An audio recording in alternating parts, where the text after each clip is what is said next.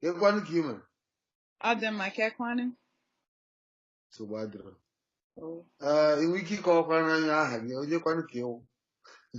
Ịfụnanya. Ịfụnanya ọkwanụ ịfụnanya onye? Ịfụnanya Nwanọnyere.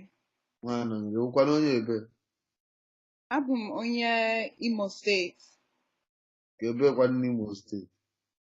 Uguta local government. Ị chọrọ ịma village, aha village m? Ịgwakwa ya onweghị ihe ọma. Okay. Nwachukwu. Ọ dị n'ime ebe ha na-akpọ Ebọma. Nọ. Ọ ga-adịrị gị mma. Ịma ka nwunye gị na nwa gị? Ha dịcha mma. Ekele dịrị Chineke, anyị apụtala taa. Amen. Ma obere oge mụ na gị nkụzi anyị Igbo. Ọhịa anyị na-arụsi ọrụ ike ka o nwee ike na-asụ ka ọ na-asụ otu isi asụ ma sụkarịa gị. O nwere ike ịsụtara m karịa m. Nsogbu adịrọ, onwe dị ihe mere. Nwaada ndị Igbo Ịfụnanya, ụmụ ajụjụ dị iche iche m chọrọ ịjụgasị gị n'abalị a.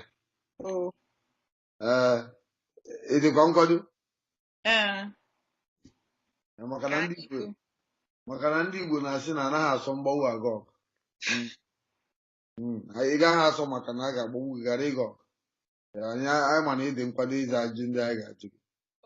Ịfụnanya, nwaada Ịfụnanya, o nwere ka m si na-anụ kepụkepụ na o nwere ihe ọma na o nwere ihe dị mma ị na-eme a na-akpọ ọjị abịala and Igbo podcast. Ọ eziokwu? Eziokwu. Dịka nsikwa anọ m na-aga na-anụ kepụkepụ asị na ọ nwere ihe ị na-eme, sị ka njọ gị ihe ị na-eme ọjị abịala and Igbo podcast. Ị nwere ike ịkọwatara anyị ihe ọ bụ? Ọjị abịala in Igbo podcast bụ ihe ha na-akpọ audio series na bekee. Ọ bụ ihe mmadụ nwere ike ige ma ha na-anya moto, ma ha na-aga njem, ma ha nọ ebe dị iche iche. Ọ bụ ihe m mere ka mụ na ụmụ okorobịa na ụmụ agbọghọbịa gee ya nwee ike ịmụkọta Igbo ọnụ. Ihe nke ire gwa ọ masị ka m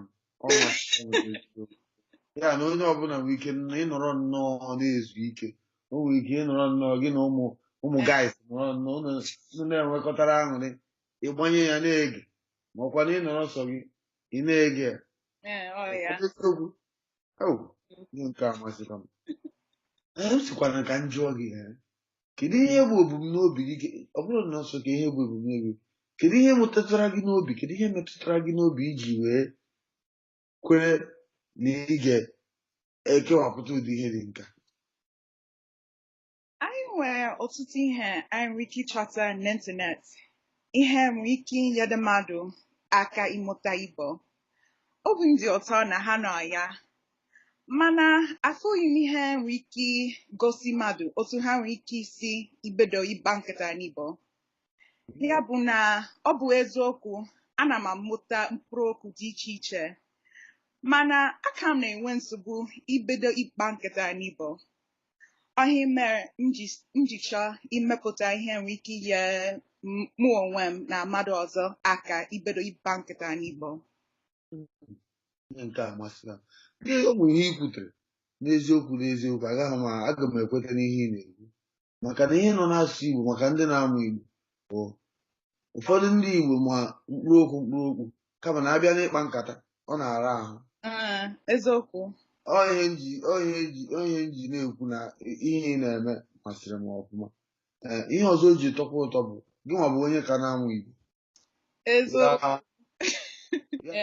Ya gazie gị. Ajụjụ ọzọ m chọrọ ịjụ gị bụ, nwere ozi ị chọrọ izi ndị ọzọ dịka gị ka n'aka amụ Igbo? Nwere ozi ị chọrọ izi ha? Mana achọrọ m iji bekee zụọ ya, maka ọ bụrụ na achọrọ m ka ọ daa ntị ha. Ịghọtala? Aghọtara m Igbo, chọọ ka ọ daa nwa shigiri na ntị ha. So I biko. get go to know Igbo. Oh, so the advice that I would give to another fellow Igbo learner is Nkizizi or Nkembo. So the first one would be that it's never too late to learn a new language. Yes, it's true that it's easiest to learn when you're young, but the human mind is pretty incredible and capable of doing many amazing things like learning a language at any age, so that one, it's never too late. The second advice that I would give is to have patience with yourself because it can be, while it's definitely doable, it can be extremely frustrating to be learning a new language, especially when you have another language that you can speak, but you have to have patience. And then the third one, it's kind of like two in one, is to be courageous in speaking it and to speak it often. So practice, practice, practice. So our advice, I'm not sure ihe mmadụ na-emụta ya. Anyị ekwuola ọtụtụ ihe gbasara ihe ị na-eme ọjị abịara and Igbo podcast. Mana ọhụrụ na naanị ikwu egwu onye chọrọ ige ya ga-achọta n'ebe ọ ga-achọta ya. Ya mere m ga-eji na-ajụ gị ugbu a onye ọbụla chọrọ ige ihe kedu ebe o nwere ike ịchọta ya?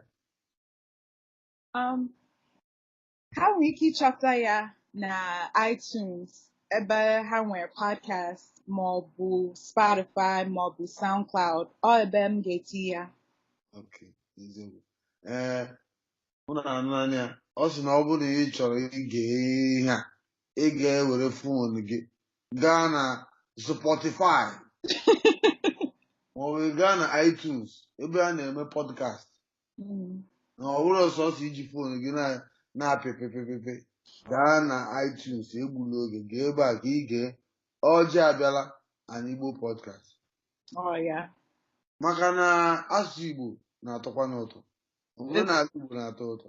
Anọ m na onwe ndị nọ na-akọ na asụsụ Igbo gara na ha akwụgo nke ha mana anyị nwa ekpebigo na nwere ebe asụsụ Igbo na-aga asụsụ Igbo na-agba n'ime na-agba ọsọ anyị nwa ga na-achụ ya anyị ga-achụkata ya n'ere oge anyị ga-adọpụta ya.